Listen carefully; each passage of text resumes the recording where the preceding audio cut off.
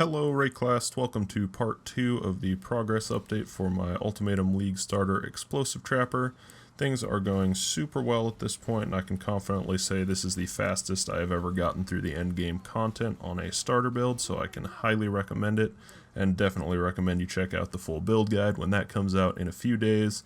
Just have a few more things I want to wrap up at this point, mostly Maven related stuff. I need to kill the Maven herself and do a couple more of the Maven encounters with the big bosses.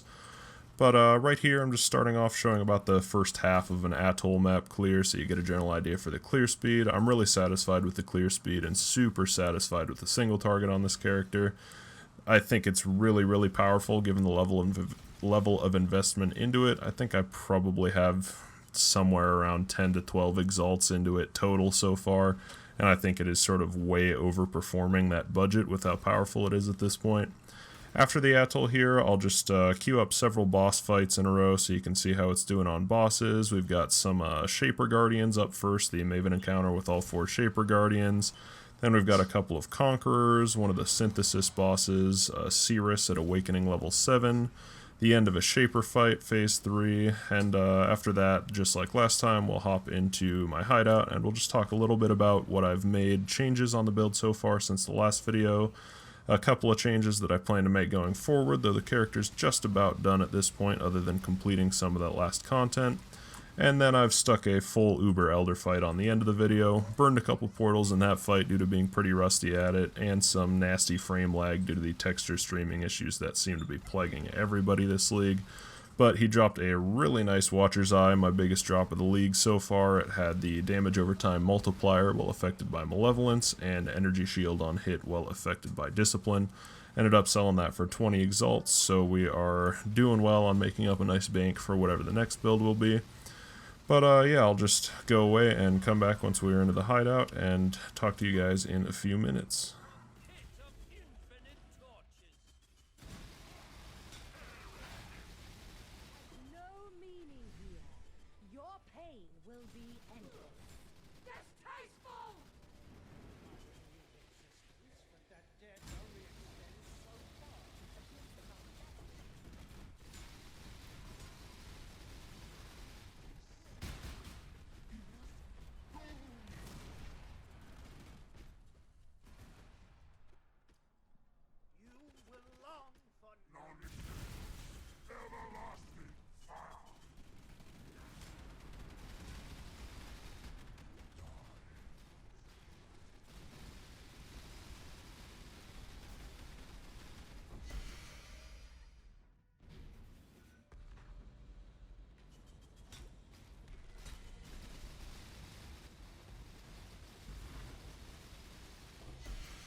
Alright, so here we are in the hideout. We'll just do a quick little run through of what's going on the character now. Other than the wand and the uniques, I'm pretty sure all of my gear is different now than it was before. Maybe the helmet's the same. I can't remember if I had this helmet with the explosive trap enchant. But we got a lot more life everywhere, so you can see we have about 1,000 more life now than I did in the previous video.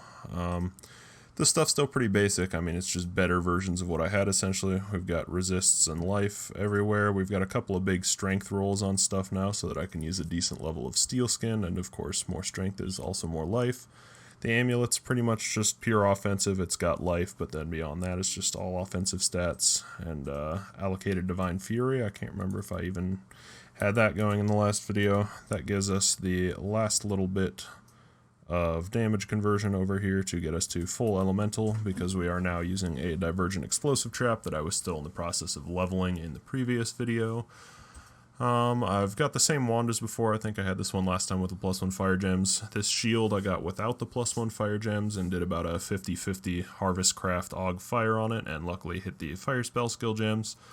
So effectively at this point I'm calling the character pretty much done in terms of gear. Of course you can always upgrade stuff more, but I don't think this character needs it at this point. The one thing that I am still really trying to upgrade is you can see I got this Divergent Explosive Trap to 20.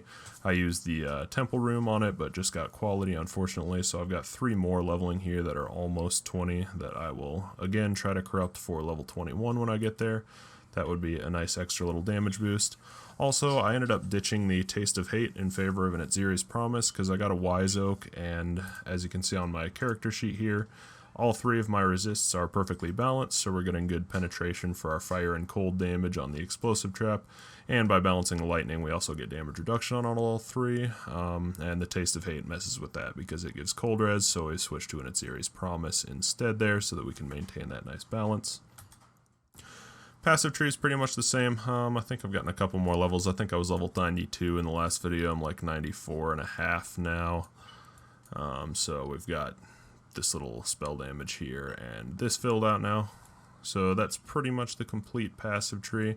If I was going to level this anymore and like push to 100, I think your best bet would probably be doing a bigger cluster jewel setup here of some sort instead of just going right into the Fettle.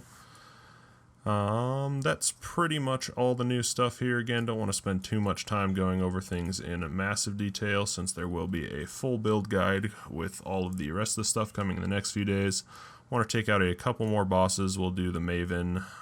I guess she's really the only boss I haven't really done yet. There's like Cortex and stuff. We'll see if we get to that on this character. And we'll do a Cirrus 8 since we just got to Cirrus 7 over the past few days. So thank you all for watching. Be sure to subscribe and hit the little notification bell if you want to see when the full build guide comes out. And I will see you all then.